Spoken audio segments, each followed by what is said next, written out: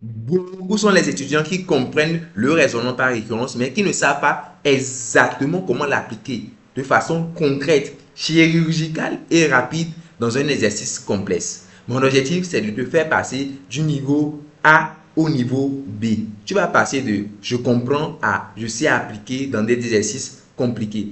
L'exercice que je prends là, c'est un exercice classique en classe préparatoire. Cela peut tomber sur toi à n'importe quel examen. Il s'agit de comparer deux types de moyennes. La moyenne arithmétique et la moyenne géométrique. D'ailleurs, cette comparaison que nous allons établir est très utile en informatique quand il faut comparer la vitesse d'exécution de deux programmes ou bien même en optimisation. Alors, reste jusqu'au bout et sois totalement accroché. Alors, on va y aller sans plus tarder. On démarre donc avec la première question. C'est une question qui est très classique, vous voyez, de niveau terminal, je dirais même. Mais vous pouvez le démontrer avec un raisonnement de convexité. Il s'agit de montrer que pour tout x strictement supérieur à moins 1, ln de 1 plus x est inférieur ou égal à x.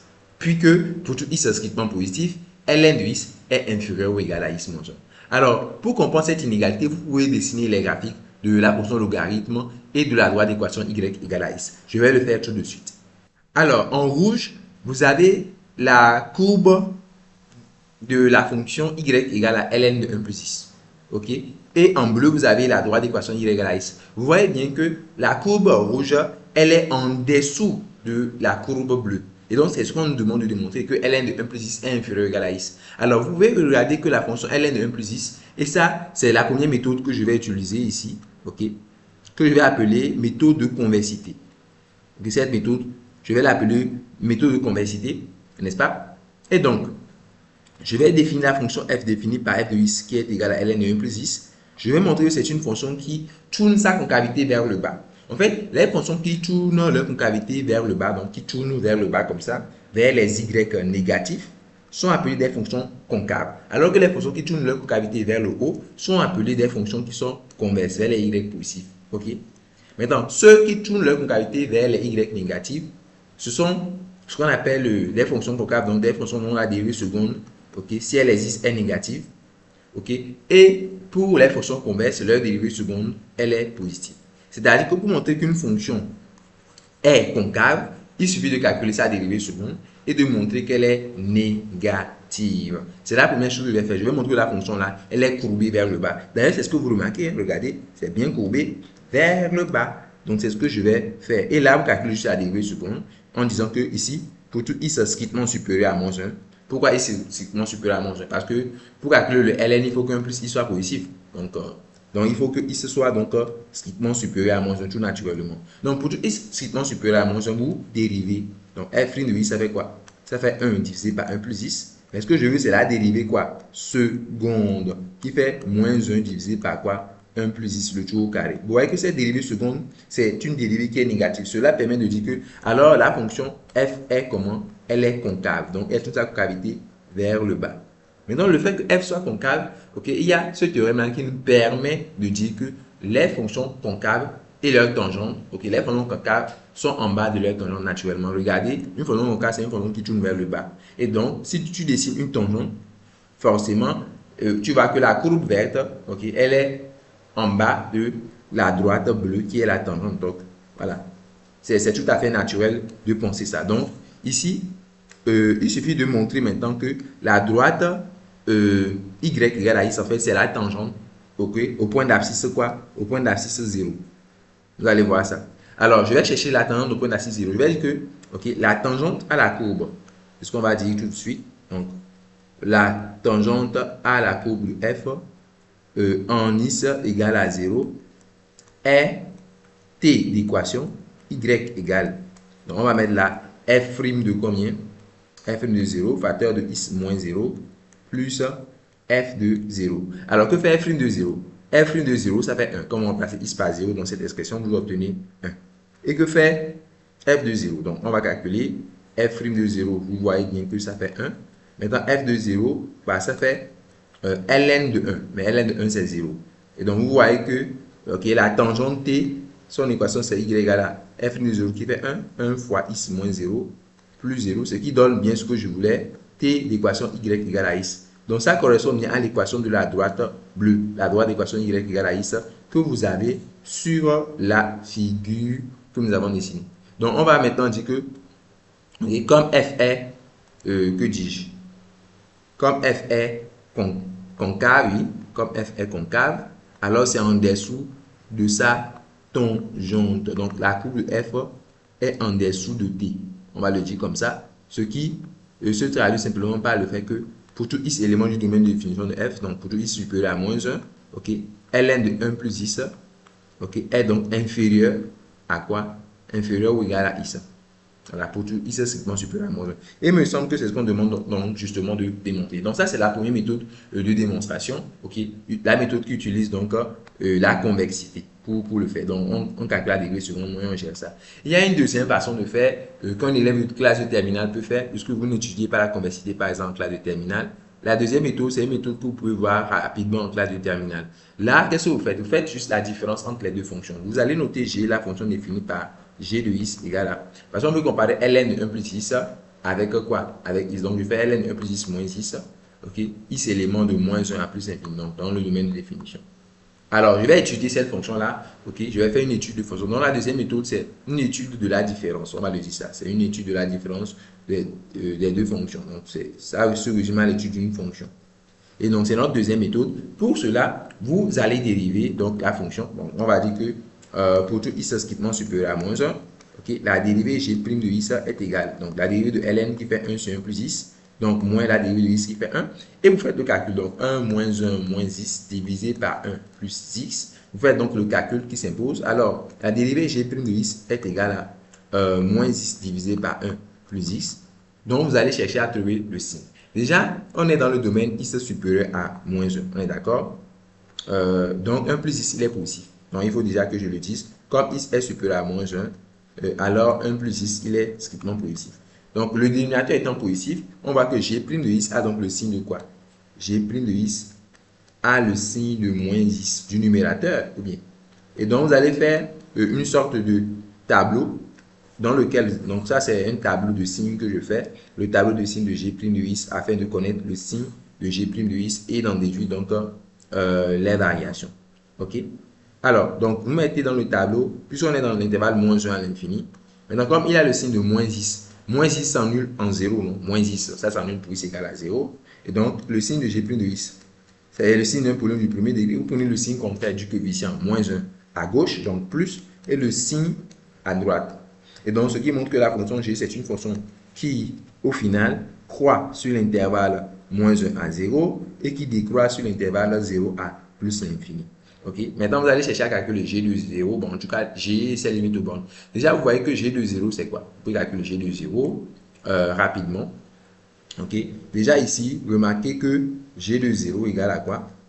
Ln de 1 moins 0, donc ça fait 0. G de 0, c'est 0. Une fois que vous avez G de 0 égale à 0, en réalité, ça me suffit largement. Je pourrais calculer les limites de bornes, mais déjà, je vois que 0, en fait, c'est le maximum. Okay? Vous pouvez voir que 0, c'est le maximum, puisque la fonction admet voilà, un pic en 0. Donc, dans ce tableau de variation, on a examiné, on voit que le maximum de G de x sur l'intervalle moins 1 à plus infini, c'est tout simplement 0.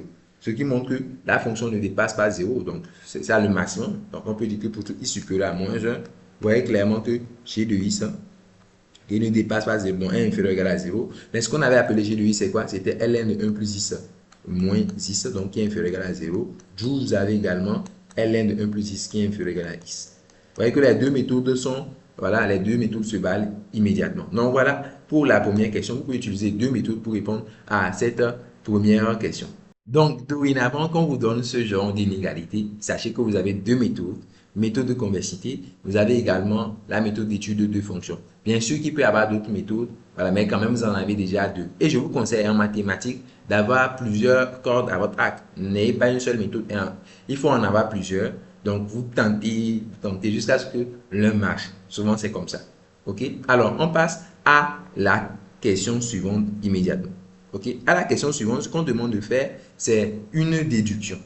Ok, on demande de faire une petite déduction, de déduire que on a ln de x qui est inférieur à x moins 1. Ça, c'est très facile, c'est juste un changement de variable que vous faites. Vous allez simplement dire que, ok, soit x un réel positif, soit x un réel positif, ok. Donc, on veut montrer que ln de x est plus petit que x moins 1. Vous allez vous dire, ln de x, comment j'écris ça comme... Parce que ce que j'ai vu précédemment, pour faire le lien entre ceci et l'autre. Bien souvent, en mathématiques, il faut avoir cet esprit de déduction-là. Comment, voilà, une question est liée à une autre. Donc, je me dis, ok, ici, c'est ln de x. Je veux montrer que ln de x est plus petit que x moins 1. Alors, il faut que je relie ln de x avec ln de x plus 1, qui était récemment dans la question précédente. Ok, donc ln de x plus 1. Alors, je vais écrire ça comme ça. Je vais dire que ln de x, ça fait ln de quoi plus 1. Donc, ça fait ln de quoi plus 1. C'est quoi le point d'interrogation? Je vais remplacer le point d'interrogation par quoi? Donc, naturellement, je remplace le point d'interrogation par x moins 1. Parce que quand tu fais x moins 1 plus 1, ça donne x. Donc, ln de x, ok, c'est ça. Et donc, je peux écrire ça comme ln de, voyez que x moins 1, je vais l'appeler y plus 1, avec y qui fait quoi? Avec y qui fait x moins 1. Et vous voyez que vous pouvez appliquer l'inégalité précédente parce que vous savez que ln de x plus 1 est plus petit que x. Donc, c'est vrai aussi pour ln de voilà, y plus 1. Ok. Donc, vous allez dire que d'après ce qui précède, on sait que ln de y plus 1 est inférieur ou égal à y. Ok. D'après la question précédente. D'après ce qui précède. Et puis, vous arrivez à conclure assez aisément. Ok. Donc, finalement, vous voyez que vous avez ln de x qui est inférieur ou égal à donc y qui est x moins 1. C'est ce qu'on a demandé de montrer donc, pour tout x pour ici. Donc là, c'est une petite déduction qui se fait assez facilement. N'est-ce pas? Donc voilà ce qu'il en est pour la première question. Nous allons donc passer maintenant à la deuxième question de notre exercice. Et c'est là qu'on va s'amuser avec notre raisonnement par récurrence.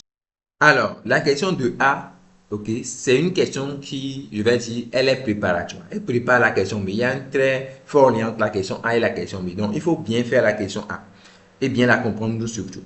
Donc, vous savez, à la question 2, qu'est-ce qu'on prend? On prend n plus 1 réel positif. N plus 1 réel positif, tel que ok, la somme de ces n plus 1 réels est plus petit que n plus 1. Donc, si on fait x1 plus x2 plus x3 jusqu'à plus xn plus 1, c'est inférieur ou égal à n plus 1. Ok? Donc, à la question A, ok, on nous demande de démontrer que si on fait la somme des n premiers réels, donc de x1 jusqu'à xn, c'est inférieur ou égal à n alpha. Voilà. Donc, c'est ce qu'on demande de montrer là-bas. Vous voyez? Il faut bien comprendre que, ok, à la question numéro A, ok, on a laissé, c'est comme si on a laissé le n plus 1. On a juste pris x1 jusqu'à xn. On demande de montrer que c'est inférieur ou égal à n alpha. Est-ce que vous voyez? Donc là, c'est un petit jeu juste de manipulation que vous allez faire. Mais vous allez partir de l'hypothèse donnée par l'énoncé, bien sûr, qui est que la somme x1 plus x2 plus xn jusqu'à xn plus 1 est inférieur ou égal à quoi? Est inférieur ou égal à n plus 1. Est-ce que vous voyez? Donc, c'est ce que nous allons faire ici. Alors, je vais commencer par écrire en l'inégalité concerne donc l'hypothèse, à savoir que la somme x1 plus x2 plus ainsi de suite. Ok? Avant d'écrire xn plus 1, je vais écrire xn, donc plus xn plus 1. On sait déjà que tout ça là, c'est inférieur ou égal à n plus 1. Donc, dans ça, on va tirer ce qui nous intéresse. Nous, ce qui nous intéresse, c'est bien la partie là. Donc, on va tirer ça. Donc, la somme jusqu'à xn. Donc, on va prendre x1 plus x2 jusqu'à xn. Donc, on somme comme ça. C'est donc inférieur ou égal à quoi? N plus 1 moins xn plus 1. Si on tire ça. Donc, faites comme ça. Maintenant, votre ordre ici, c'est d'avoir n alpha. Si vous voulez avoir n alpha, c'est tout à fait normal de mettre n en facteur. Il ne faut pas être sorcier pour faire ça. Donc, quand vous prenez n plus 1 moins xn plus 1, vous mettez n en facteur dans cette expression. Donc, si vous mettez n en facteur, vous aurez donc tout ça là divisé par n. Donc, vous aurez n plus 1 moins xn plus 1, le tout qui sera divisé par n. Et quand vous faites le calcul, alors, ça fait n facteur 2. Donc, vous distribuez par n. n divisé par n, ça fait 1. Ok, 1 divisé par n. Et ensuite, moins xn plus 1 divisé par n. Vous reconnaissez donc ce que l'énoncé a noté quoi? Alpha. Ok, ce que l'énoncé a noté alpha. Et donc, ça fait bien n fois alpha. Et donc, vous voyez que je viens donc de démontrer que on a le résultat x1 plus x2 plus xn qui est inférieur ou égal à n alpha avec alpha qui est égal à n facteur de 1 plus 1 divisé par n moins xn plus 1 divisé par n. Et voilà, le tour est joué. pour cela. Donc ça, c'est pour la question A. Alors, pour la question numéro B. Pour la question B, démontrer par récurrence que pour tout entier naturel n non nul, donc, et là, c'est là le raisonnement par récurrence vient. Voyez? Donc, démontrer par récurrence que, et donc c'est un raisonnement par récurrence qui sort un peu du lot, il faut le dire. Donc, c'est de démontrer que pour tout entier naturel n non nul, dès que la somme des n premiers entiers, donc is1, is2 jusqu'à isn est inférieur ou égal à n, alors, ok, le produit aussi est inférieur ou égal à 1. Donc, on va montrer par récurrence que si la somme, ok, des n premiers entiers est inférieur ou égal à n, alors le produit, ok, est inférieur ou égal à 1. N'est-ce pas? Alors, pour faire cette démonstration, ok, l'énoncé par récurrence. Donc, le raisonnement par récurrence, voilà, c'est en 3 temps. D'abord, l'initialisation et ensuite l'hérédité pour finir avec la conclusion. Ok, bon, 2 temps principalement, bien sûr. Donc, nous, on va commencer alors par l'initialisation. Ok, alors, initialisation. Donc, avant même de commencer l'initialisation, il faut bien connaître la propriété qu'il s'agit de démontrer. Si vous perdez de vue la propriété à démontrer, c'est mort pour vous. Donc, la propriété à démontrer ici, on va dire que c'est démontrer que, ok, pour tout entier naturel n non nul et pour tout voilà, réel is1, en tout cas les réels is1, is2, isn étant positifs, si la somme, donc is1 jusqu'à isn est inférieur à n, alors le produit est inférieur ou égal à 1. Ok? Alors, on va le démontrer pour n égale à 1. Donc, initialisation, n égale à 1. Ok? Donc, avec n égale à 1, on s'arrête juste à is1, finalement. Avec n égale à 1, vous voyez que c'est forcément vrai pour n égale à 1, quoi. C'est totalement évident. Je vous montre. Je vais répondre l'inégalité et dedans, on va remplacer juste n par 1. Ok? Moi, je vais remplacer n par 1. Et vous allez voir que ça donne. Regardez donc cette inégalité-là.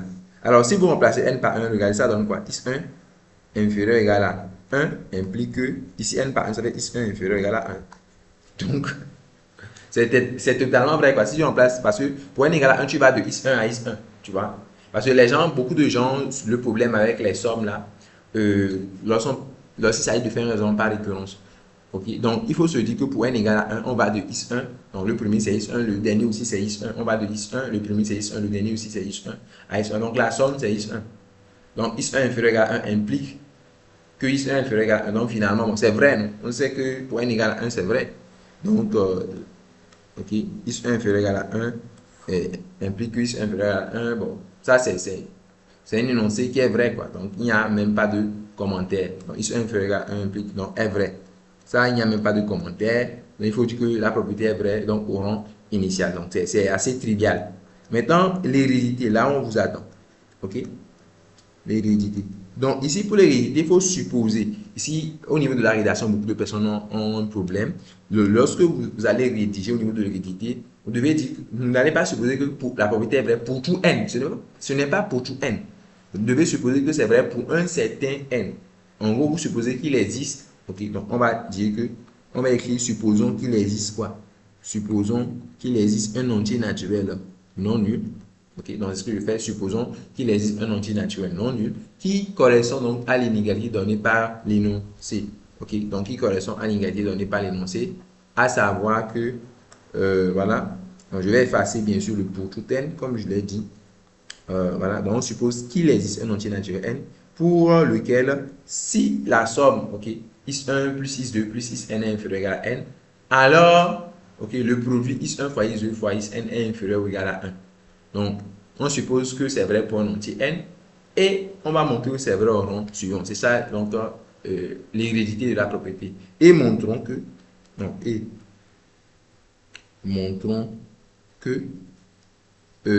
voilà, c'est vrai au rang suivant, c'est-à-dire que is1 plus is2 plus isn plus 1, donc n inférieur égal à n plus 1, c'est ça le rang suivant, implique que is1 fois is2 jusqu'à isn plus 1 est donc inférieur ou égal à 1. C'est ce qu'il faut vraiment faire ici.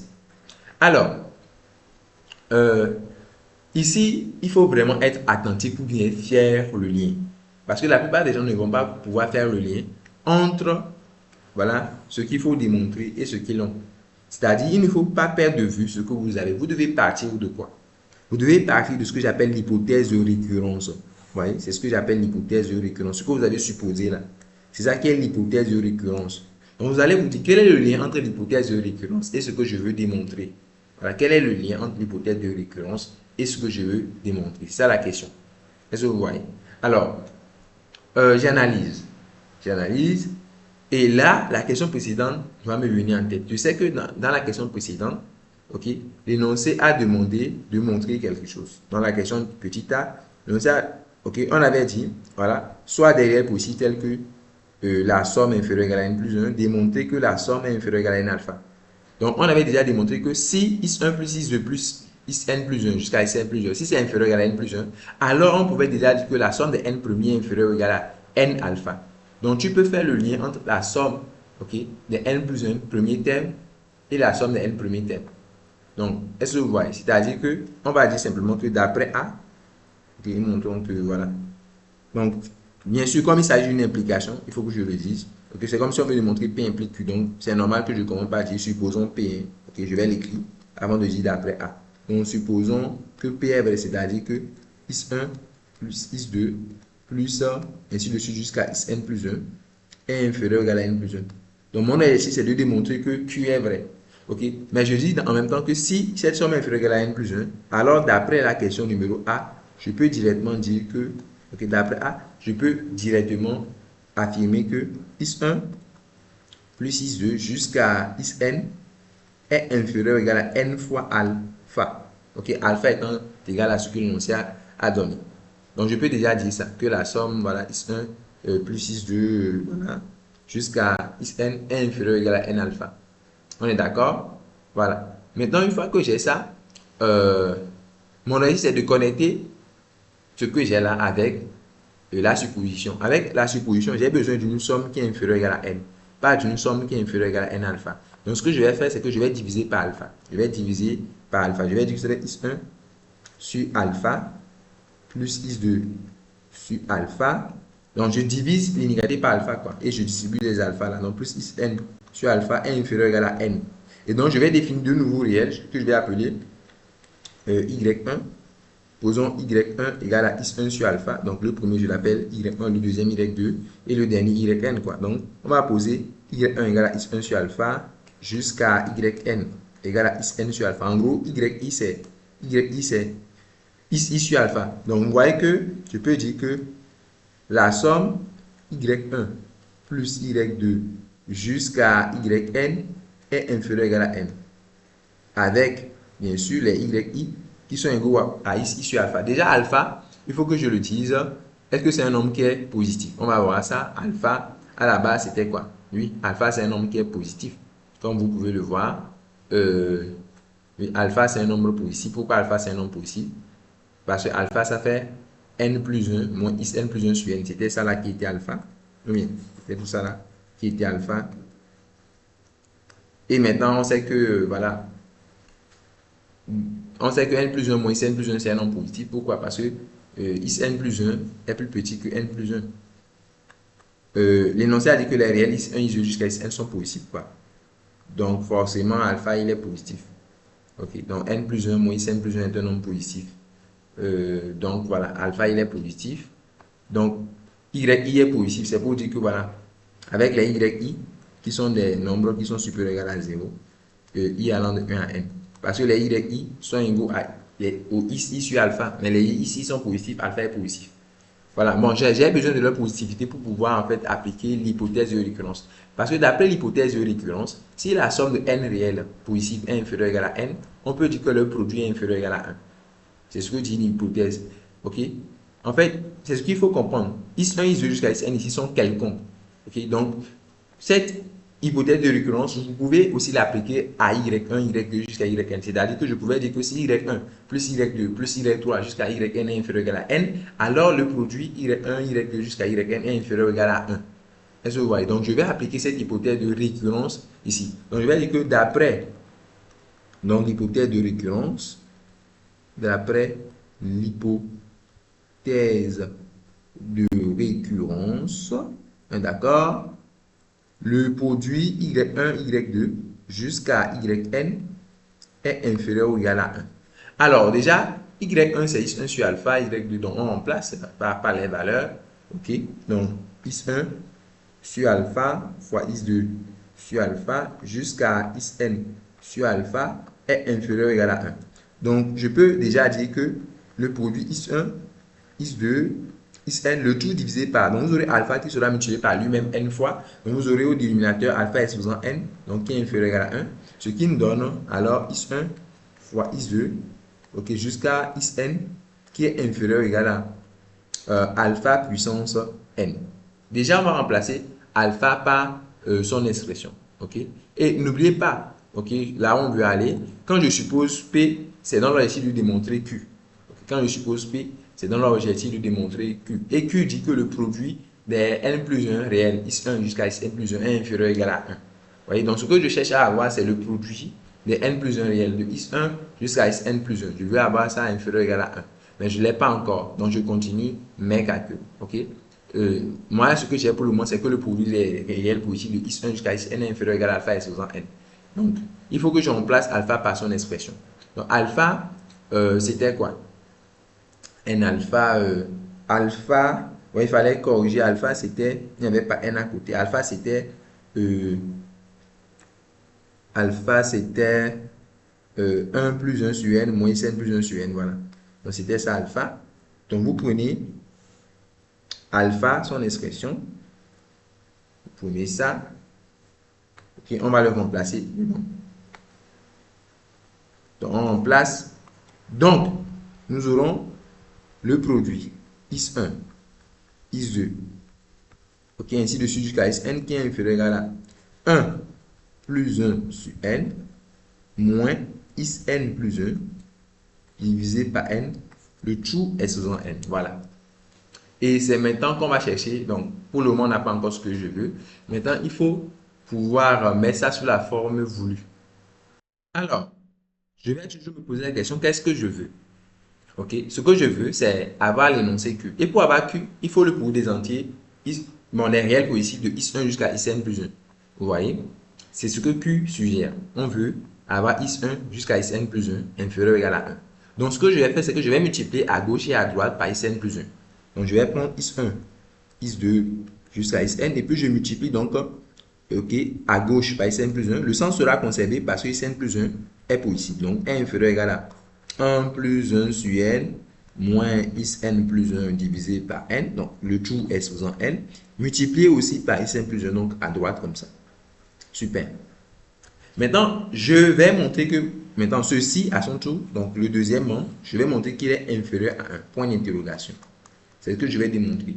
Que le second membre que je viens d'entourer là, je vais montrer qu'il est inférieur à 1. Parce que si j'arrive à le faire, c'est fini. Par transitivité de l'inégalité, vous pouvez conclure que X1 fois X2 jusqu'à Xn plus 1 inférieur à 1 et j'aurai donc ce qu'il faut. Alors, pour démontrer ça, ok, je vais calculer son logarithme. Parce que si je veux montrer ce nombre positif est inférieur à 1, je vais calculer son ln. Vous savez, si alpha, c'est un nombre, je vais dire Q est inférieur à 1, un nombre positif Q est inférieur à 1, alors ln de Q sera inférieur à ln de 1, c'est-à-dire 0. Donc, je vais calculer le logarithme pour voir si le logarithme est négatif, c'est tout. Donc, je vais calculer le logarithme de ce nombre pour voir si il est tout simplement négatif. Donc, auquel cas, je pourrais dire que le nombre est inférieur ou égal à 1. Donc, je calcule ln de tout ce beau monde-là. Bon, en fait, il faut savoir que, pour simplifier, c'est quoi? C'est alpha n Xn plus 1. Parce que ce qui est en parenthèse, ici, c'est alpha. Donc, c'est alpha exposant n fois Xn plus 1. Je vais calculer le logarithme donc de alpha exposant n fois Xn plus 1 pour voir si je tombe sur un nombre négatif. Donc, je calcule ln de alpha puissance n fois Xn plus 1. Alors, ça fait n ln de alpha, n'est-ce pas? Parce que vous devez faire ln de alpha exposant n. Et ln de alpha exposant n, ça fait n ln de alpha. Ok, ln de a fois b, c'est ln de a plus ln de b. Donc, maintenant, plus ln maintenant de Xn plus 1. Donc, ça fait n. Donc, ln de alpha, c'est 1 plus 1 sur n moins Xn plus 1 divisé par n. Maintenant, plus ln de Xn plus 1. Et c'est ici que vous allez vous servir de l'inégalité que vous avez démontré. En fait, vous avez démontré que ln de 1 plus x est inférieur à x. C'est ça dans la première question. C'est ici qu'il faut s'en servir. Donc ici, c'est comme si ce que vous appelez x, ok, c'est quoi? C'est 1 divisé par n moins Xn plus 1 divisé par n. Ok, donc vous avez ln de 1 plus x et vous savez que c'est inférieur ou égal à n. Bon, ln de 1 plus x, ok, est inférieur ou égal à ln est inférieur ou égal à x plutôt. Voyez, ln de 1 plus x est inférieur ou égal à x, d'après la première question. Donc, ici, si vous appliquez cette inégalité, vous aurez n fois x. Donc, vous aurez finalement ln de alpha puissance n, xn plus 1, qui sera inférieur ou égal à n fois x, ok, plus maintenant ln de xn plus 1. Donc, je vais remplacer x par son expression et je vais faire le calcul pour voir. Donc, ça sera inférieur ou égal à n. Donc, ce que j'appelle x, c'est quoi? C'est 1 sur n moins xn plus 1 divisé par n. On est d'accord? Maintenant, plus ln de xn plus 1. Et donc, je continue le calcul. C'est plus petit que quand on développe, on a 1 moins xn plus 1. Ok, plus ln de xn plus 1. Intéressant. Donc, on a 1 moins xn plus 1 plus ln de xn plus 1.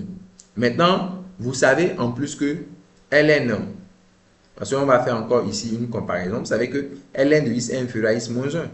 Ok, et donc vous allez vous en servir. Voilà, vous savez que ln d'un nombre, parce que ça c'était aussi une déduction. Ok, ln de b est inférieur ou égal à b moins 1. C'était la déduction. Ln de x est inférieur à x moins 1. Donc je peux dire que tout ceci, ln de xn plus 1 en particulier, c'est inférieur à xn plus 1 moins 1. Ce qui fait que le tout sera donc plus petit que quoi? Finalement, je peux dire que ln de alpha n xn plus 1, ok, est inférieur ou égal à 1 moins xn plus 1 plus xn plus 1 moins 1. Et vous voyez que c'est donc inférieur à 0. J'ai donc bien ln de alpha n xn plus 1 qui est donc inférieur ou égal à 0. Et si c'est inférieur ou égal à 0, c'est que le nombre donc alpha n plus 1 en passant à l'exponentielle est plus petit que l'expo 0 qui est 1. Vous voyez, je viens de montrer que alpha exposant n xn plus 1 est inférieur ou égal à 1. Et ça, c'est ce que je voulais. Comme je viens de montrer qu'il est inférieur ou égal à 1, je viens de montrer que c'est inférieur ou égal à 1. Donc, je peux conclure à la transitivité. Je peux conclure que finalement, oui, le produit donc, des réels positifs de x1 jusqu'à xn plus 1, je peux affirmer que le produit des réels positifs, ici, i allant de 1 à n plus 1, est bien inférieur ou égal à 1. D'où ça. En fait, ce que je viens de montrer, je viens de montrer que P implique Q. J'ai donc l'hérédité. J'ai montré que la propriété, elle est héréditaire. Parce que c'était ça l'objectif, c'est de montrer qu'elle est vraie en n plus 1. C'est ce qui est fait là. Oups. Vous voyez que faire raison par récurrence, voilà, il faut quand même avoir les deux pieds bien enracinés et savoir où on va. Très important. On passe donc enfin à la troisième question où il s'agit de comparer la moyenne arithmétique et la moyenne géométrique. En fait, quand on parle de moyenne arithmétique, c'est quoi? C'est juste, ok, quand je veux parler de la moyenne arithmétique de n réel x1 jusqu'à xn, c'est la somme divisé par le nombre. Donc, x1 plus x2 plus 3 plus ainsi de suite jusqu'à xn divisé par le nombre n. La moyenne géométrique, par contre, c'est la racine nème du produit. Donc, c'est la racine nème. Donc, on fait exposant 1 sur n fois le produit, donc x1 fois x2 fois xn. Et voilà, en fait, à travers le raisonnement par récurrence qu'on a fait précédemment, à travers le résultat précédent, on peut en fait comparer ces deux moyennes. C'est ce qu'on va voir tout de suite. Alors, je prends soin de rappeler le résultat précédent. Ok, parce qu'on va l'utiliser, qui dit que si la somme, ok, des n réels positifs est inférieure ou égale à n, alors le produit est inférieur ou égal à 1. Parce qu'on va l'utiliser. Ok, donc on va donner un nom à la moyenne arithmétique. On va l'appeler A. A comme moyenne arithmétique. Donc ça fait 1 sur n. Ok, le tout multiplié par donc, la somme des réels x1, x2 jusqu'à xn. Donc ça, je l'appelle A. Je vais noter G, la moyenne géométrique. Donc, G, la moyenne géométrique. Donc, lui, c'est le produit x1, x2 jusqu'à xn, n'est-ce pas? Le tout est faisant 1 sur n. Alors, je vais utiliser le B. Mais comment je vais utiliser le B? Regardez. Regardez, quand je prends A, la moyenne arithmétique A, qui fait 1 sur n fois la somme des i allant de 1 à n. Quand je divise par A, c'est-à-dire je fais A divisé par A, je divise l'inégalité par A. A divisé par A, ça fait x1 plus x2 plus xn, le tout divisé par n fois A. Ok? Dans le dénominateur, vous avez n fois A comme ça. Alors, regardez, j'ai donc, je vais écrire ça en plusieurs choses. Hein. Je vais dire que A sur A, c'est 1. Donc, j'ai donc 1 égale à x1 divisé par n sur A. plus maintenant is2 divisé par n sur a, plus, ok, ou soit au lieu d'avoir 1, parce que ce que je veux, ce n'est pas une somme qui est égale à 1, ce que je veux, c'est une somme qui est égale à n, on va appliquer le 2b. Vous allez comprendre ce que je fais tout de suite. Je vais amener le n là de ce côté, ok. Dans ce cas, si je ramène le n de l'autre côté, j'aurai finalement n égale is1 plus is2 plus isn, le tout divisé par quoi? Divisé par a. D'accord? Autrement dit, ce que j'ai, c'est quoi? C'est que quand je fais is1 sur a, plus is2 sur a, parce que je peux écrire ça comme ça, et ainsi de suite jusqu'à isn sur a, c'est égal à n. Vous voyez que là, j'ai n réel positif. Ce que j'ai là, c'est n réel positif. Donc, la somme est égale à n. Je vais donc appeler que chaque, je vais appeler le premier y1, ainsi de suite. Je vais poser y1 égale à is1 sur a. Je vais poser y2 égale à is2 sur a. Ainsi de suite, quoi. En gros, yi en général, c'est ici sur a. Et donc, ce que je peux dire, c'est quoi? Je vois que la somme y1 plus y2 jusqu'à yn est égale à n. Et donc, si c'est égal à n, alors, vous savez, je peux dire que c'est inférieur ou égal à n. Et donc, c'est là que vous voyez que je peux appliquer b. Donc, tout ce que j'ai fait, c'est pour pouvoir appliquer le b. Vous voyez que là, j'ai une somme qui est égale à n. Mais si c'est égal à n, c'est inférieur ou égal à n. Donc, je peux appliquer, ok, voilà, le b. Le b dit que si la somme est inférieure ou égale à n, alors le produit est inférieur ou égal à 1. Donc, je pourrais dire que d'après 2b, n'est-ce pas? Je pourrais dire que ça, d'après 2b, le produit y1 fois y2, ainsi de suite jusqu'à fois yn, est inférieur ou égal à 1. Et là, je remplace à y, il passe à valeur. Y, c'est ici sur a ici. Donc, y1, c'est is1 sur a. Y2, c'est is2 sur a. Donc, ainsi de suite jusqu'à isn sur a est inférieur ou égal à 1. Donc, au numérateur, vous voyez que vous avez le produit is1, is2 jusqu'à isn. Au dénominateur, vous avez a epsilon n, donc qui est inférieur ou égal à 1. Donc, vous avez donc alors le produit is1, is2 jusqu'à isn, qui est inférieur ou égal à epsilon n. Et en l'élevant à la puissance 1 sur n, vous aurez le résultat is1, is2, isn, ainsi de suite jusqu'à isn. Le tout à la puissance 1 sur n est inférieur ou égal à a. Et à gauche, vous connaissez la moyenne géométrique. Donc, on vient de démontrer que la moyenne géométrique est donc inférieure ou égale à la moyenne arithmétique. Alors, l'exercice qu'on vient de traiter a été suggéré par un membre de la communauté Elevation. La communauté Elevation, c'est une communauté que tu peux intégrer. Tu envoies tes exercices et tu auras des corrigés détaillés en vidéo comme celle-ci. Et tu auras également voilà, les notes écrites, là que je fais en fichier PDF ainsi que des résumés. Nous lançons des problèmes régulièrement dans le groupe et j'espère que vous allez vous sentir très bien dans cette communauté. Alors, si vous voulez intégrer la communauté, n'hésitez pas à m'écrire. Mon numéro, je le laisse en description. Voilà, dites-moi juste que vous voulez intégrer la communauté Elevation. Et nous allons vous donner voilà, les moyens pour adhérer à cette communauté. Alors, on se dit à la prochaine. Les Opustes, la zone des sciences.